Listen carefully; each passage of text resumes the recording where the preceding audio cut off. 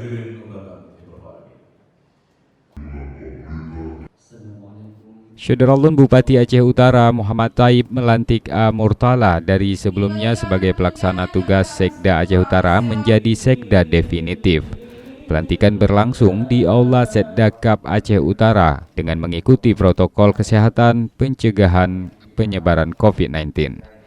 Dalam sambutannya, Bupati Aceh Utara meminta Sekda mulai menyeleksi calon pejabat yang akan menempati beberapa dinas yang kosong dan kini dijabat PLT serta staf ahli. Bupati berharap mulai tahun depan dinas-dinas sudah dipimpin oleh pejabat definitif termasuk para staf ahli.